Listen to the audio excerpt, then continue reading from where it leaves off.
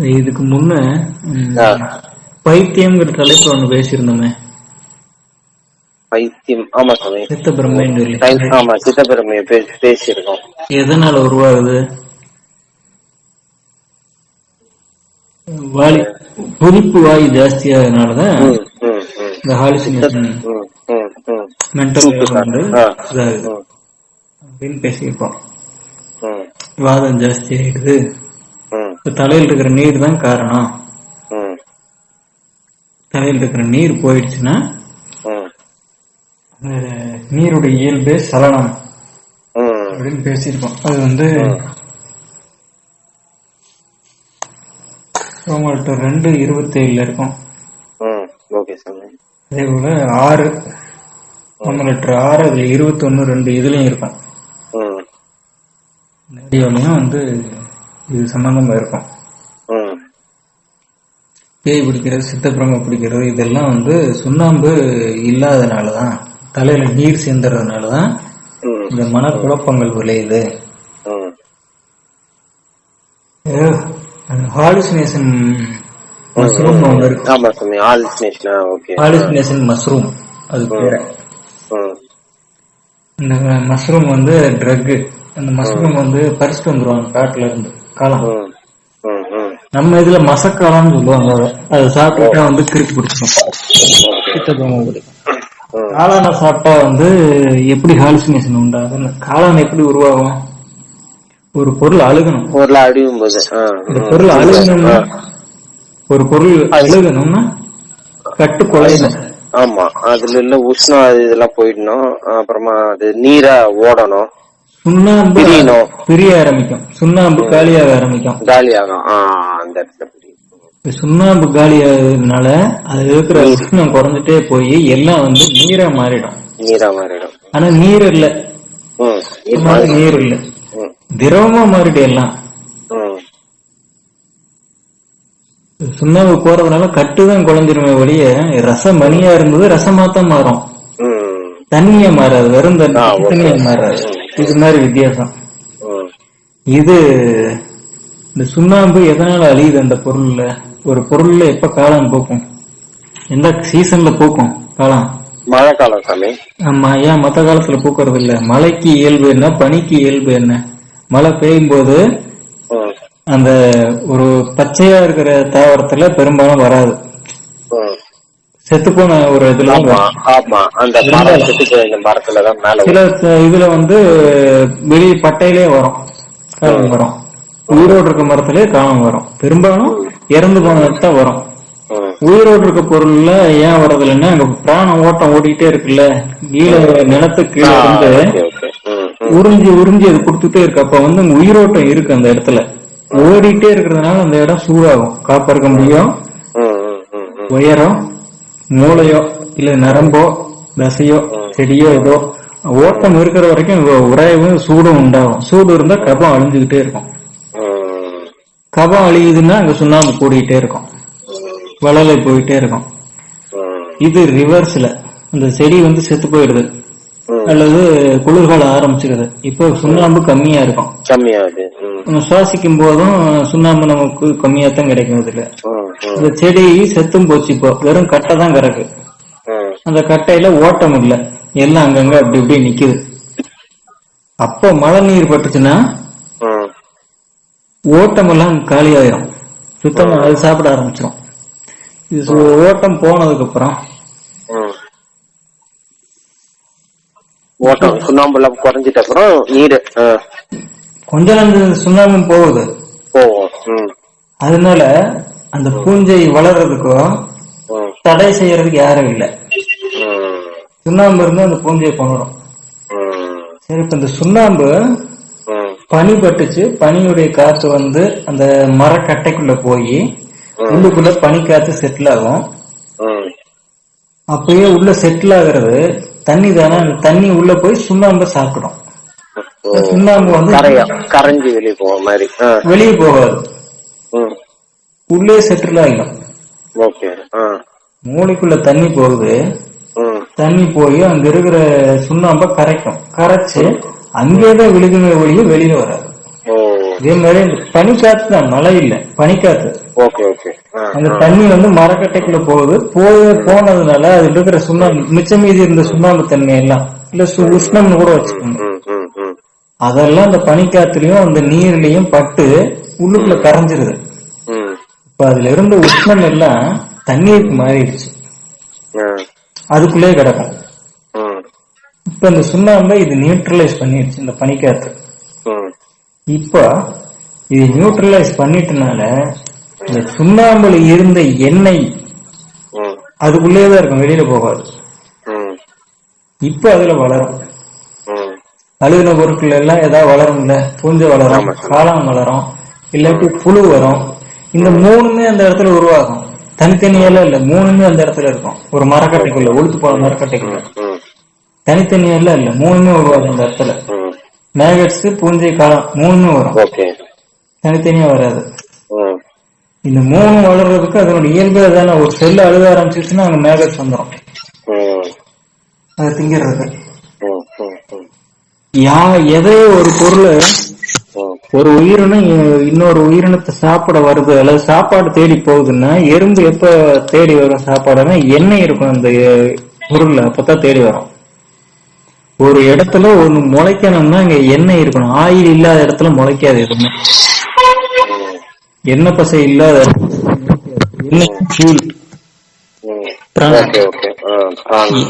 எண்ணெய் இருந்தா தான் அந்த நிலத்துல வந்து அந்த எண்ணெய் தான் இதை வளர்க்கும். ஒரு செடியை தாவரத்தை முளைக்க வைக்கிறது, விதையை முளைக்க வைக்கிறது, இந்த தாவரத்தை வளர்த்துறது எண்ணெய் தான். எண்ணெய் இல்லைன்னா வளராது, ஆயில் கண்டென்ட் இருக்கும். புரியலன்னா எந்த தாவரத்தை எடுத்தாலும் புரிதல் கிடைக்கும். எந்த தாவரத்தை எடுத்தாலும் எந்த விதையை எடுத்தாலும் அதுக்குள்ள தைலம் இருக்கும், எண்ணெய் இருக்கும், புழு தைலம் இருக்கும். மர கட்டையில எண்ணெய் இருக்குல்ல, இல்லைன்னா எரியாது இல்ல.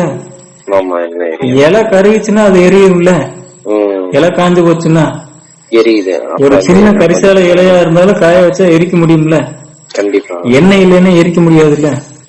இப்ப எண்ணெய் இல்லாம எதுவும் வளராது, எண்ணெய் இருந்தா தான் இந்த இடத்துல வளரும். பாலைவனத்துல எண்ணெய் சுத்தமா இல்லை, அதுல வளர்றது கஷ்டம். எண்ணெய் இருந்தா ஒரு இடத்த ஒட்டி வச்சிருக்கோம், மண் துகளையும் ஒட்டி வச்சிருக்கோம். களிமண்ல எண்ணெய் ஜாஸ்தி. அப்போ ஒண்ணு ஒட்டணும்னா அந்த எண்ணெய் வளல இருக்கணும். அது வளலைன்னு புரிஞ்சுக்கணும், எண்ணெய்ன்னு புரிஞ்சுக்கணும். அப்ப இந்த வளலை அல்லது எண்ணெய் இருந்தா தான் அந்த இடத்துல ஒண்ணு வளர முடியும், இல்லாட்டி வளராது. அந்த எண்ணெய் வந்து வளர வைக்கும். அடுத்தடுத்த செல்களை ஒட்டி ஒட்டி ஒட்டி ஒவ்வொன்னா ஒட்டி ஒட்டி ஒரு ஸ்ட்ரக்சரை உருவாக்குற எண்ணெய் வேணும். இந்த சுண்ணாம்பு இருக்கிற எண்ணெய் வேணும். உப்புல எண்ணெய் கிடையாது, சுண்ணாம்புலதான் கிடைக்கும். சுண்ணாம்புலதான் எண்ணெய் நிறைய. சரி, இப்ப இந்த டிசால்வ் ஆயிடுச்சா, இந்த மரக்கொட்டைக்குள்ள ஊத்த பனிக்காத்துல இந்த சுண்ணாம்புல இந்த எண்ணெய் எல்லாம் டிசால்வ் ஆகி அதுலயே இருக்கு, வெளியே போகல. இப்ப அதுல காளானும் பூஞ்சையும் மேகட்ஸும் முளைக்கும்.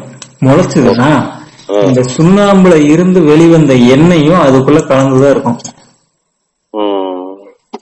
இந்த சுண்ணாம்புல இருந்த எண்ணெயோட இயல்பு என்ன? காரம் இல்ல, சூடு ஜாஸ்தி இருக்கும் அந்த எண்ணெயில. வெறுமனே இருக்கிற எண்ணெய் எல்லா மரக்கட்டையிலயும் முளைச்சாலும், காளான் நிறைய இடத்துல முளைச்சாலும், சாப்பிடக்கூடிய காளான் ஒண்ணு இருக்கு, சாப்பிடக்கூடாதுன்னு. சாப்பிடக்கூடிய காளான் எப்படி விளைய வைப்பாங்க? ஆர்கானிக் காளான் அது வந்து கொஞ்சம் பசுஞ்சாணத்துல,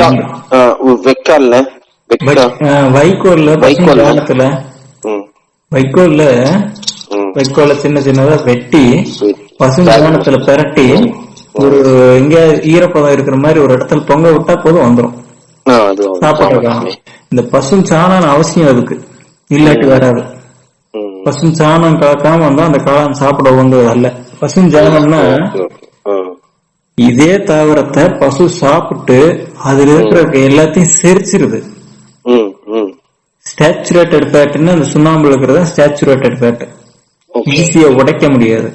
இது செரிச்சிருது, உடைச்சு அந்த ஃபேட்டை வந்து மலத்துல வெளியேற்றிருது, அந்த சாணத்துல கிடைக்குது. இந்த சாணத்துல இப்ப இந்த விஷத்தன்மை இல்ல, சுண்ணாம்பு இருக்கிற எண்ணெய் இல்ல, இது செரிச்சிருச்சு கொஞ்ச வரைக்கும்.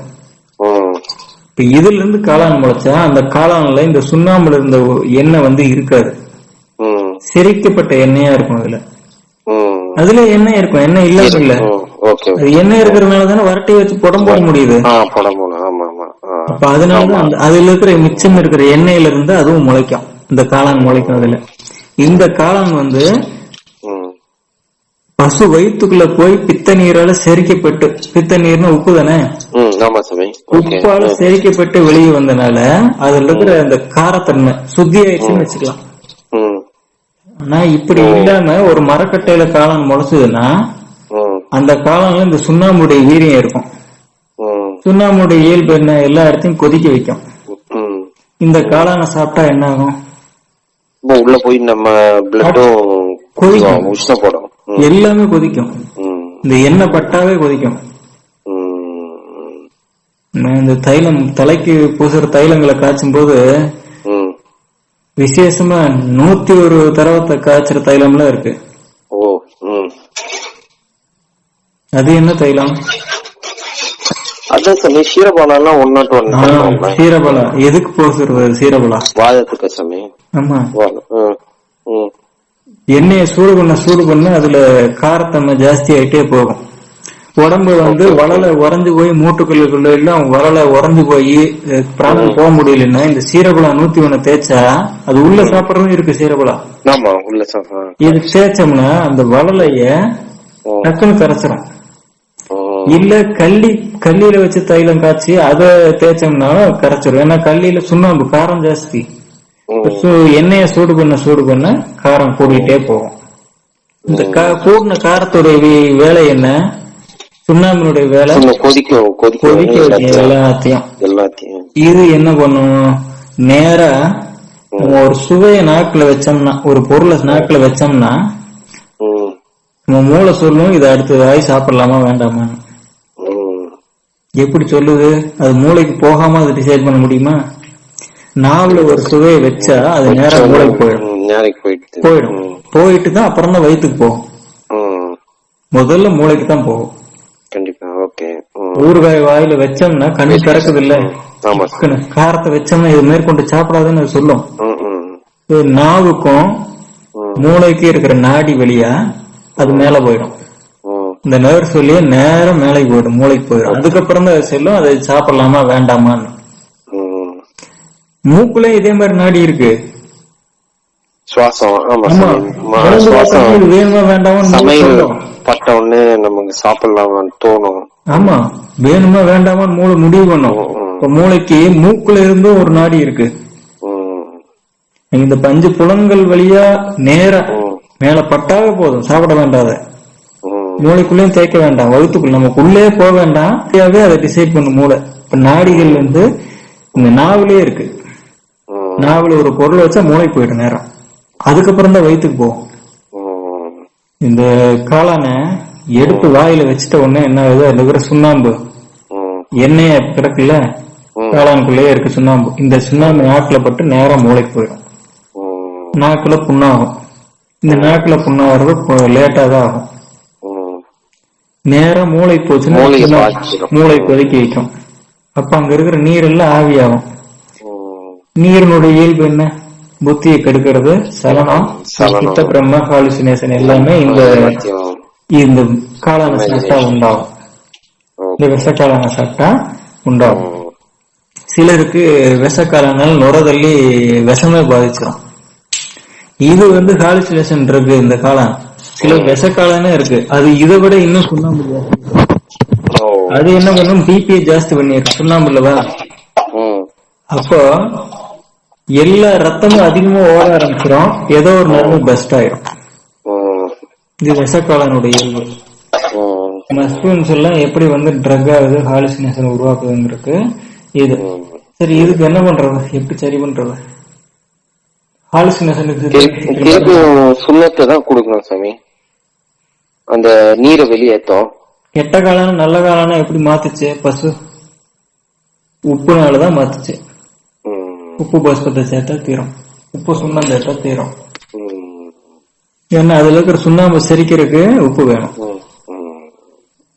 அதுல இருக்கிற எண்ணெயை செரிக்கணும், அதுக்கு உப்பு வேணும். சித்த வைத்தியத்துல சித்த பிரமைக்கு மருந்து இருக்கா?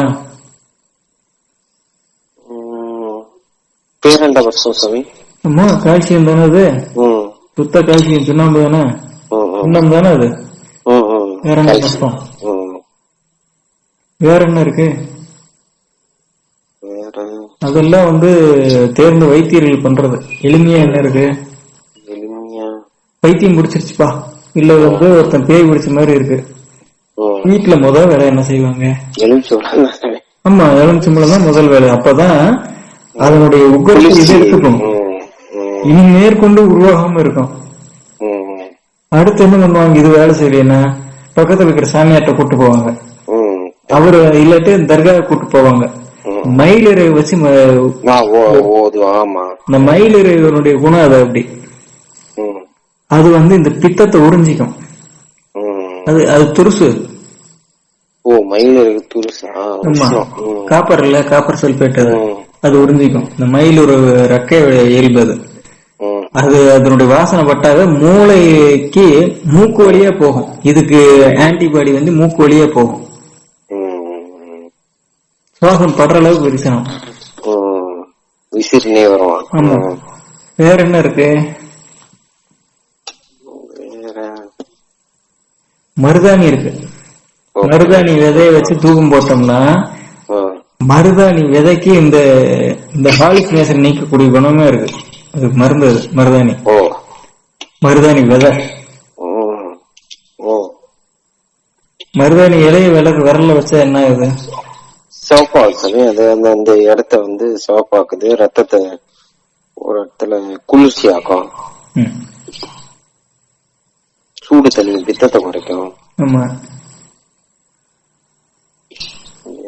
எலுமிச்சம்பழம் உறிஞ்சிக்குது இல்ல பித்தத்தை? ஆமா சாமி. மருதாணி உறிஞ்சிக்கும். மருதாணி தூபம் போட அது மூக்கு வழியா போய் மூளைக்கு போய் அதுல இருக்கிற உக்கிரத்தை இது உறிஞ்சிக்கும்.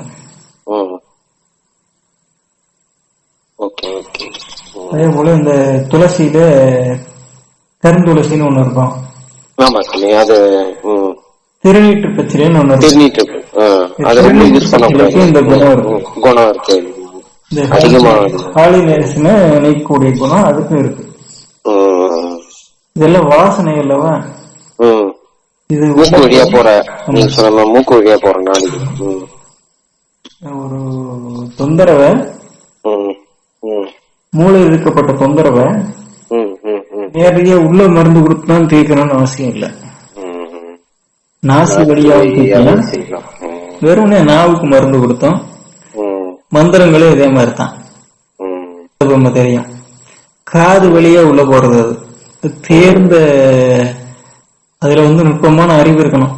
மந்திரத்தை செலுத்தணும்னு சில எண்ணெயில தலைக்கு போச்சுன்னா அந்த ஹாலுசினேஷன் தீரும். இப்படி மூளைக்கும் 5 புலன்களுக்கும் நாடிகள் வழியா கனெக்ஷன் இருக்கு. உள்ள மருந்து கொடுத்துதான் சரி பண்ணணும், மூளையை சரி பண்ணணும் அவசியம் இல்லை. கண்ணுக்கு மருந்து விட்டு கூட சரி பண்ணிக்கலாம். இந்த எண்ணெயிலிருந்து புறப்பட்டது அது அசுத்த பித்தம்னு பேரு. எண்ணெயில இருந்து புறப்பட்டது சாமி. இந்த காளான்லயும் இந்த எண்ணெய் இருக்கு, அது அசுத்த பித்தம். அது எண்ணெய்னா பித்தம் தான். இந்த அசுத்த பித்தத்தினால வேர்வை வரும், புலன்கள் தறிக்கிட்டு இயங்கும். சுத்த பித்தம் இப்படி இல்ல, புலன் ஒடுக்கத்தை கொடுக்கும்.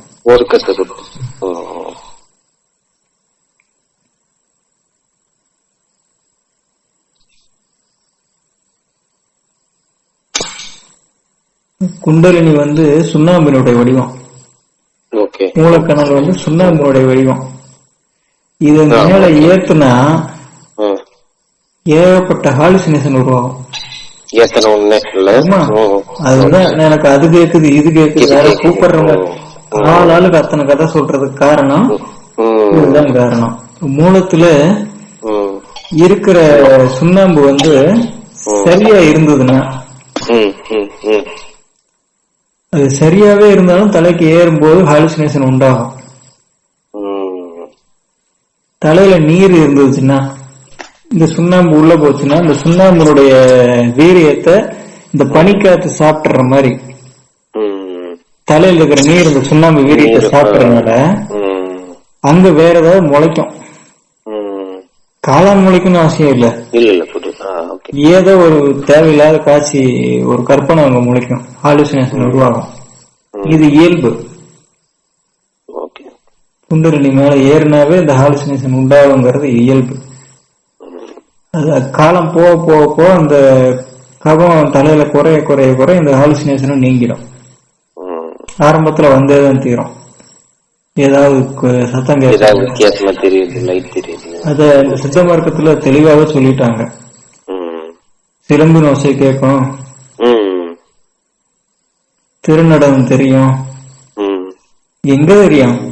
பருப்பொருள் ஒண்ணு இருந்தா தான் தெரியும். பருப்பொருள் போயிடுச்சுன்னா காட்சி எங்க தெரியும்? பரம்பொருள் பருப்பொருள் என்ன இல்ல சாமி, ஓங்காரமே பருப்பொருள் கிடையாது. பச்சை கலரு, சிவப்பு கலரு, எல்லாம் இந்த கலர்ல எல்லாம் ஜோதி, பஞ்சவர்ண ஜோதி தெரியும். ஒரு இடத்துல தெரியணும்னா அந்த இடத்துல வந்து ஒரு லைட் தெரியணும்னா அங்க ஏதாவது கலர் இருக்கு அப்படின்னா அங்க சாலிட் இருந்தா தான் வித்தியாசமா கலர் தெரியும். இல்லாட்டி ஃபுல்லா பிளாக்கா இருக்கும், ஃபுல்லா ஒயிட்டா இருக்கும். சாலிட் இருந்தா தான் இது பட்டு பிரதிபலிக்கும். பல வண்ண காளான் எப்படி உருவாகுதோ அதே போல தலையில் இந்த கபம் தீர்ந்து போச்சுன்னா இந்த விதவிதமா தெரியறதும் போயிட்டு சுத்த ஞானம் உதயமாகும். அது வரைக்கும் அது பேரா சுத்த ஞானம் தான். இப்ப டயரியா உருவாயிடும், இன்டைஜஷன், ஃபுட் பாய்சன் ஆயிடும் பூஞ்சை பூத்த உணவை சாப்பிட்டா. இதே பூஞ்சை பூத்த உணவு அப்படின்னா பழைய சாதத்துல பூஞ்சை வந்துடும், அதை எடுத்து போட்டு சாப்பிட்டா அதுவும் இதே வேலை பண்ணும். புத்தி எப்ப பாரு மனம் குழப்பமாவே இருக்கும். பழைய சாதத்தை அதிகம் சாப்பிடக்கூடாது, புத்தி மந்தமாயிருப்பாங்க. இந்த புத்தி மந்தம் இப்படித்தான் இருக்கு, அதே தெளிவு இல்லாம. நம்ம ஏதோ ஒரு விஷயத்த தெரிஞ்சுக்கிறோம் சமயம், இதை வச்சு அடுத்தது இல்லையா தலையில நீர் சேரக்கூடாது, இந்த மாதிரி கணக்கு சேராம வச்சுக்கலாம். சேர்த்தோம்னா ஆசிலேஷன் வந்துடும், ஆலிசினேஷன் வந்துடும், ஆசிலேஷனும் வரும், மென்டல் ஆசிலேஷன் வந்துடும், ஆலிசினேஷன் வரும். இந்த அதிக காலங்கள்ல எடுத்து திங்க கூடாது யோகிகள்.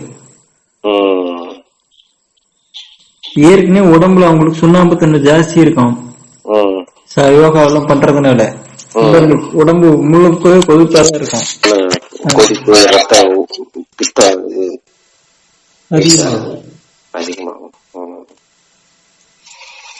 அதனால இதெல்லாம் டோட்டலா இந்த காய்கறி மெயினா காளான் அழுகுற சாப்பிடக்கூடாது, அழுகி போனா சாப்பிடக்கூடாது. அதனால அன்னன்னைக்கு சமைச்சு அன்னன்னைக்கு சாப்பிட புத்தி கெட்டு போயிடும். கெட்டு